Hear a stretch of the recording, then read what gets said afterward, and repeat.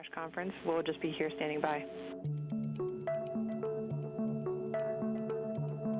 From here in the room and through our phone bridge, but before we kick that off. The mission continues to perform well overall, and the crew is in great spirits.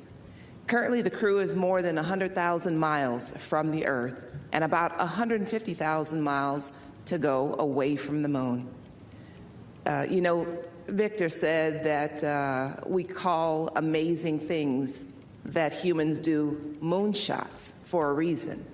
And indeed, this is literally and symbolically our moonshot that we're in the middle of. It's great to get some very clear video and images of the crew yesterday, and the crew configured their cameras aboard Integrity, and we have some of the latest images to share with you.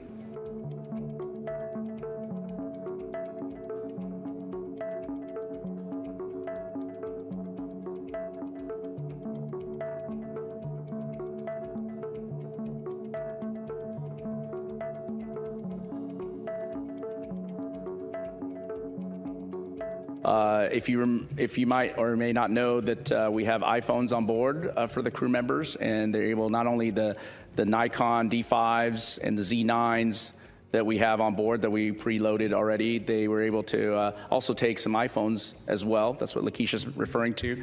And so they'll get some great images from all those cameras. And I'll let Judd talk. Or questions we have. Okay, we'll jump right over here.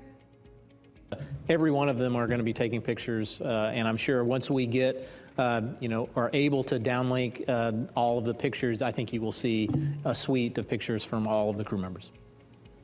Questions we have for today. Thank you so much for joining. We'll see all of you. We also continued some OpComm passes, so the optical comm antenna that we have on board to downlink high-rate images. We were able to do that overnight. This morning when the crew woke up, they had their normal planning conferences, and then they were able to do their family conferences, so they were to talk to their family. So it matters because, the whole point is to go back to the moon. The whole point of this mission is a campaign to get back to the moon. And the being able to see with human eyes the lunar surface is a huge milestone, right? And that just articulates the point, that we're going back to the moon, we're going to stay there, right? And so this is the first step towards that. We'll obviously build upon that. We'll get eyes on the moon, kind of map it out, and then continue to go back and in force. And I'll hand it over to Howard to talk any specifics on the Orion systems. We're building a transportation system, and to have a reliable and robust transportation system, you need to test flight the transportation system.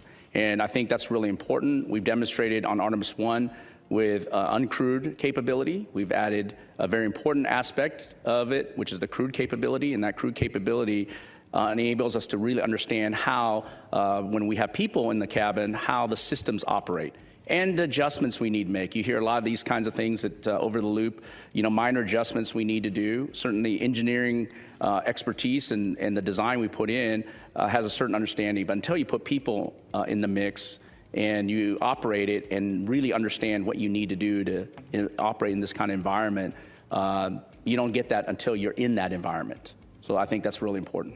Yeah, part of what we're doing is the technical aspects and what we are learning from taking ourselves around the moon. The other part, obviously, is what you talked about, which is capturing the imagination of people, right? And we have far more engagement than we had hoped to have, and we hope that it will increase as we continue to take further and further steps into this mission.